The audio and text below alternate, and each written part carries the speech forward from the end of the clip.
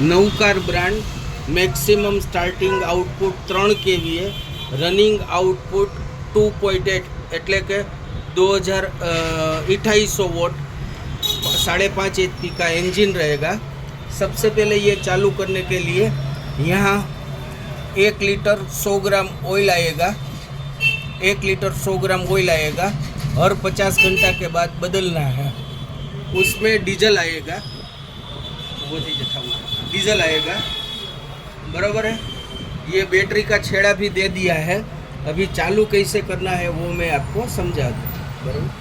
नीच करना कि चालू करो। हाँ, यहाँ पे कनेक्शन दे दिया है, ये ऑन है, ये चालू कर रहा हूँ।